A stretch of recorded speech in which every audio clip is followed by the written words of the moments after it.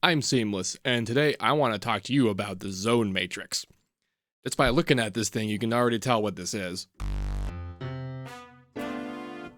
It's a method by which to split up one keyboard into controlling multiple things.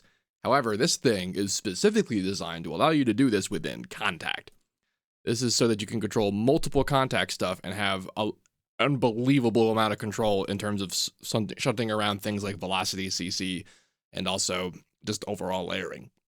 Not only can it do that, but you can set it up to trigger things outside of it, which I am doing here. This dude here is coming out of this MIDI port 25, which is coming out Kontakt's port out 25, which is being triggered in here by this first layer that is just also going out at that channel. These other layers, which you like, even this one, like the giant and the session horns that I'm using to make these other two layers, they also will trigger that output at that channel. So if you wanted to have like a fourth thing that was an external thing, you need to put it on the next channel that's not that. But the ZoneMatrix and the ZoneMatrix is designed to work in such a way that like the next instrument you add is the next thing that showed up, because you can tell which channel that it's applied to. Of course, you can also change that. You can change most of the things about this. And on top of that, before we get into how and who and what, I want to talk about the person who made this. His name is Hagai Davidoff. I hope I pronounced that right. And this is such a thing I want to talk about because I've never seen a developer at this level make a manual like this. Oh, come on. All right. Like, this is a Google document. And like, look at this. Look at all this stuff. And not only that, but there's like animations to do the thing you want to do. This is the most thorough manual I've seen since like the FL one. And like that's saying something. And on top of this, all that stuff I just said about external triggering was something that was basically the first thing I asked him if you can do that. And he definitely was like, oh yeah, totally. Here's how you do it. And then like the next day, I also added in the manual destination for it. So now all you guys can read that too. That is the most consumer friendly thing I've ever seen.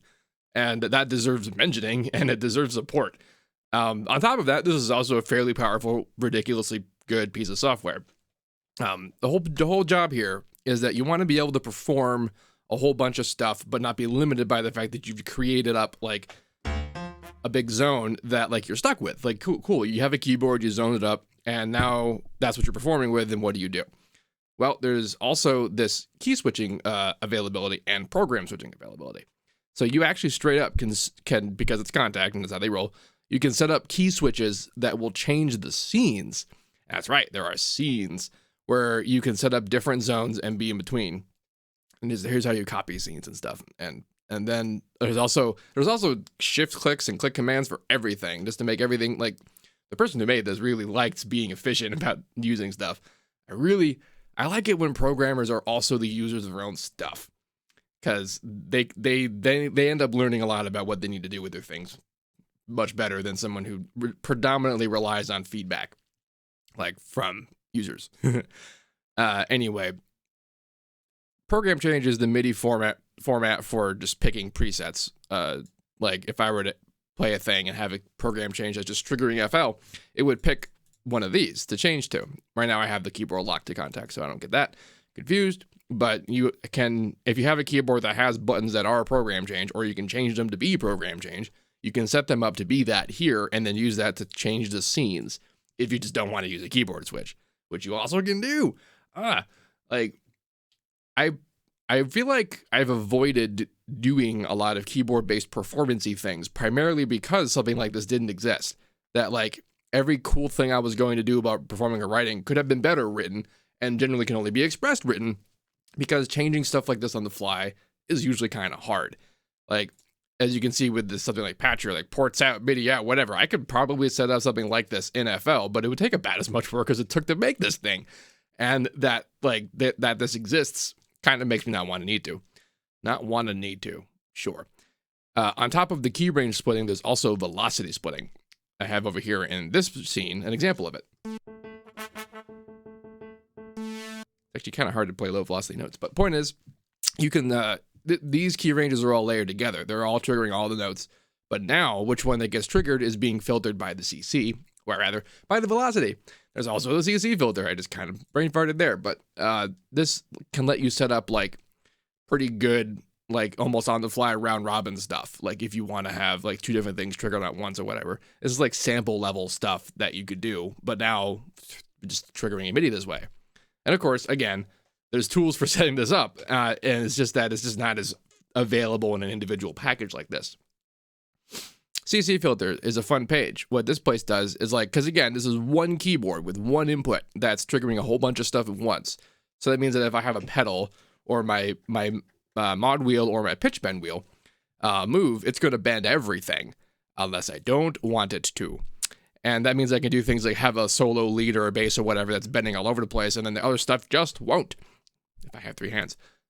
Same thing with the foot control, the foot switches, and aftertouch, sustain, that's what these stand for, the mouse wheel and pitch bend.